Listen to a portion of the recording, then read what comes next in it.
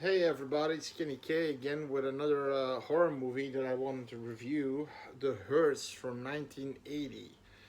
Uh, says it's a horror thriller drama. It gets a 4.9 on IMDb, and I'm inclined to give it a 4. Why? The story isn't that bad.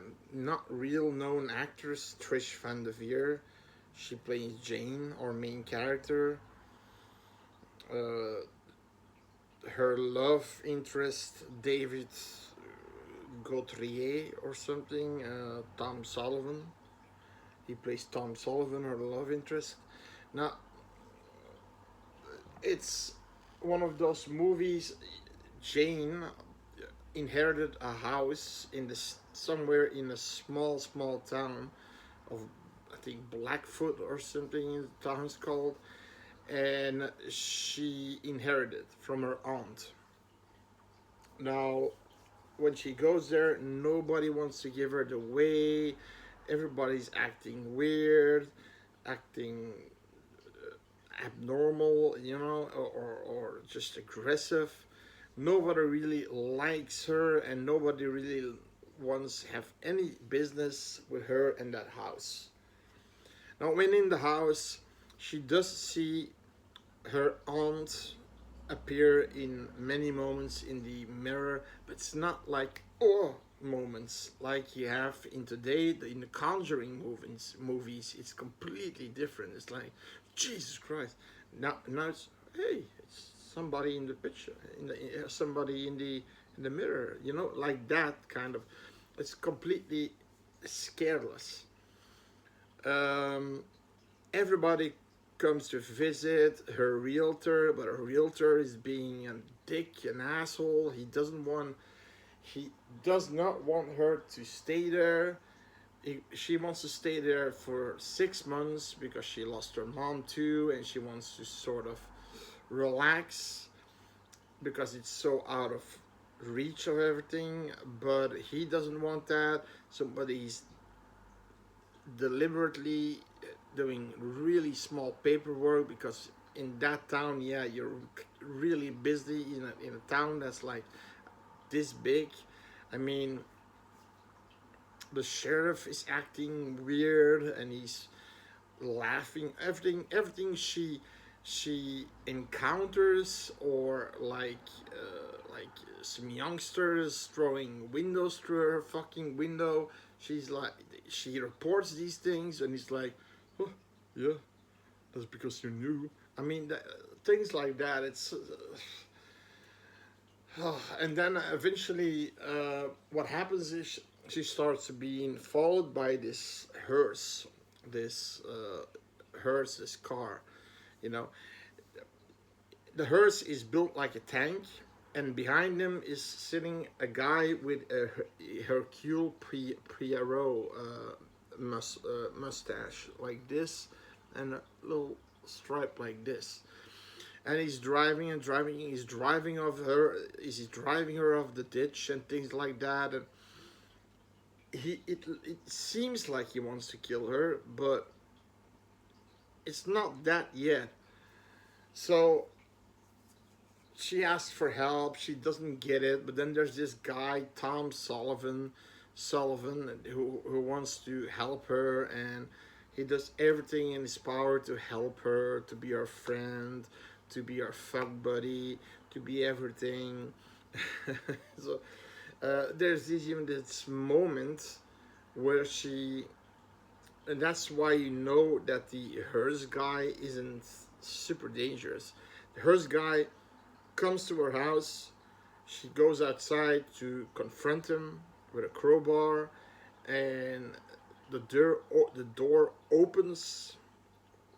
The back seat. She drops it. She's like in trance. Goes in the car. Gets uh, they they drive her to this church. I think the church of the minister, because the priest. And what we see in the coffin is Jane. and she's all freaking out, and she's running away. That's basically what it is. What does this mean? We don't know. We don't know.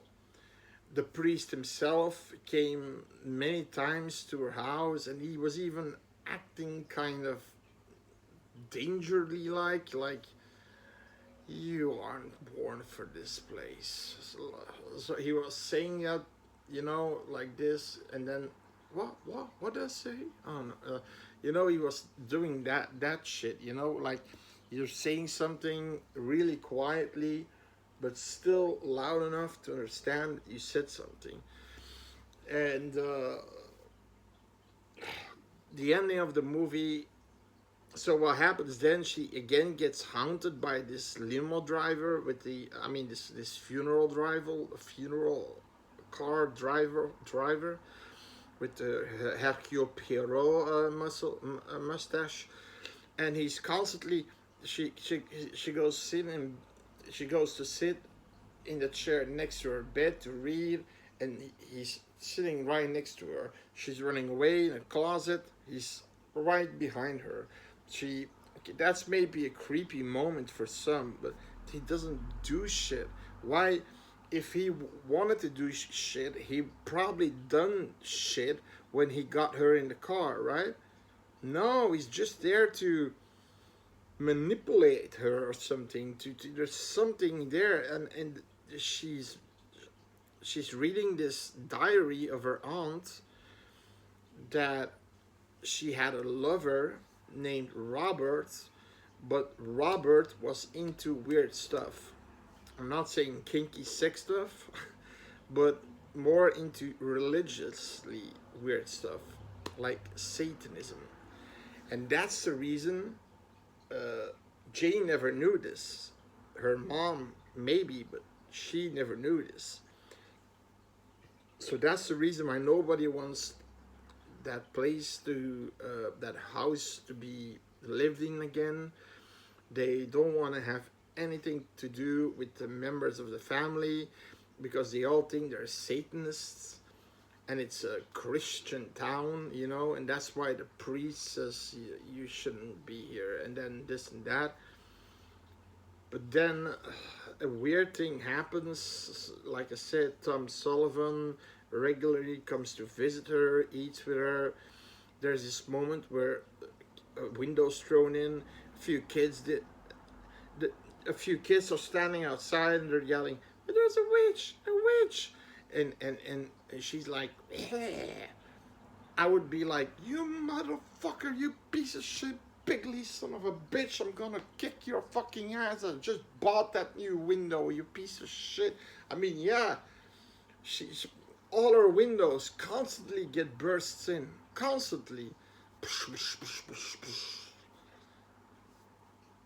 But she's reacting it like it's nothing, it's nothing. And then of course like I said, the fuck boy, he stays at night and they have sex. He's gone. The walk of shame, he's gone. No, the walk of shame is if you are noticed by somebody. He's just gone.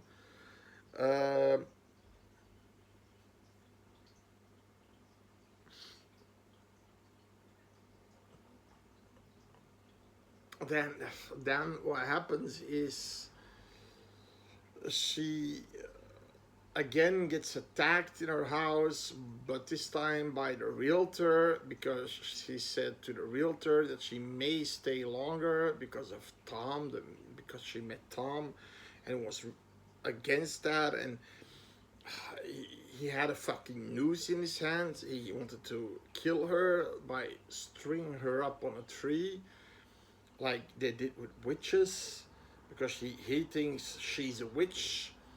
But eventually what happens is that the hearse drives him over and he's dead. But she also has a boy, 18 years old, but he has a crush on her. She's literally like 40 years old, but he has a sort of a MILF crush, right? He said, "Yeah, I'm doing it." He's saying to his friends, "Yeah, I'm doing it with her. She loves me. She kisses me back.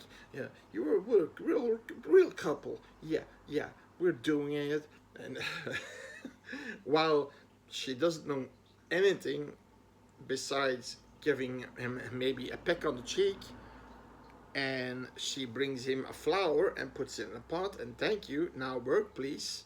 I paid you to work on my roof. And there's this moment when he starts to meddle in her life about that Tom guy, and he's jealous, and he smashes the flower away, and he says, "Listen," and she actually takes it pretty well, pretty well. She actually takes his arm. "Listen, we will always be friends. We'll always be friends." And then she jokingly says, "Where were you if you when I was 16?" I remember, because he's so too young. The boy is a young boy. He's a virgin. He's a young boy. So she took it pretty well, to you know, and I think she let it pass because he was the only sensible person in town that wanted to do something for her, and Tom. Now, the priest comes over again because she says she saw a man in a hearse, again harassing her, standing in front of her lawn, you know, pushing the bullhorn, and a priest comes. He says, I see no tire tracks. There is no person here that is harassing you from a hearse. I've got a hearse," he says. "I've got a hearse. A priest has a hearse for the bodies he, has to, uh, that he has to do a prayer over, and, open coffin and shit." But he says, "There's nobody that needed my hearse for a couple of days now." So he thinks she's seeing things, but then at some point he says, she got a necklace from Tom, and then okay, now I know what's happening. She got a necklace, and he said, you better put that off, because that's a necklace worshiping the devil." "Oh, sorry, no, I didn't know that." "Yes, yes, yes. A lot of people in this town think your family were members of the devil." Now he's finally being truthful. "I know you are not, but be careful." She got that necklace from Tom. Now, Tom arrives in the funeral car, stepping out in this tuxedo, and I'm spoiling it for you guys, I know, but it's not a good movie. The story, let's he appears, and he starts to do the same like the driver with the Hercule Poirot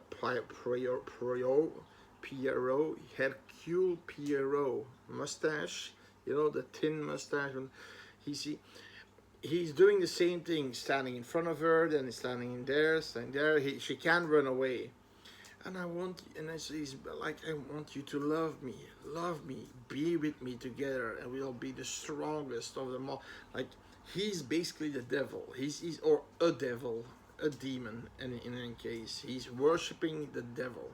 Apparently, this guy is the reincarnation of her aunts, and that's why she her aunts multiple times in the mirror, trying to say, doing that, and trying to say something. And eventually what happens is the priest wakes up, says, "Jane." He at some point knows that the devil is there. He goes to the house. He starts to read out of the Bible. "Satan, I get out of this house. I bless this house." And then she has a chance to escape. he's coming out, and you hear that he's obviously the devil because you hear him growling like things like that, but you don't see any transformation or something. And the weird thing, after that, she's in her car, she's being followed by by Tom in the hearse car, but I still don't understand what happened to the priest. What happened to the priest? Didn't they have a face off? So I presume he killed him. He's going after her. She he dents her in a corner, but he flies with his car on the ridge of a canyon, and she drives like hell. And when she drives at him, he smiles like that, and then he falls over and it explodes, and it's seemingly the end of the movie. And then we see her house again that she inherited, and we see her aunt again through the window, her aunt at the other window, and for some reason her aunt at another window. And what I have learned, that other window, was the room Robert used to do Satanism. So I'm guessing her line was the one to destroy the Satanism, and that's the only thing I can get out of this movie. You have to keep your mind on the story.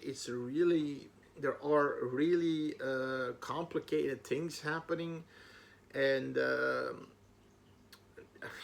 couldn't really I couldn't really pinpoint it every time, but it's basically the story of the devil trying to retake his new bride in a blood member of the aunt that he first was in love with, and then she destroys him. But the weird part is, like, where's the fucking priest? How did he know she was in trouble? He wasn't really nice to her. The nicest he was saying that you have a devil's necklace around your neck. So he knew she was already communicating with the evil spirits. So I'm guessing he knew this. She's standing there. He's starting to exercise, and nothing happens.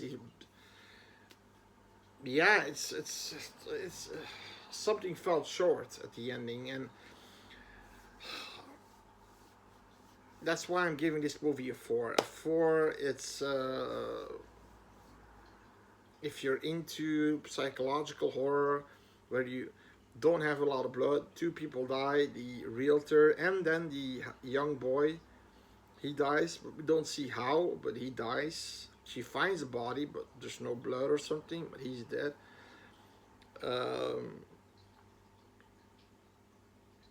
It's if you like psychological horror movies where you have to pay maybe a little bit more attention, where a slasher and gore movie you can doze off for a bit, or watch if somebody's talking to you. Okay, but then you still know the bulk of the story. In this movie, you really have to give it your 100%. So if you're happy, subscribe, and see you next time. Bye.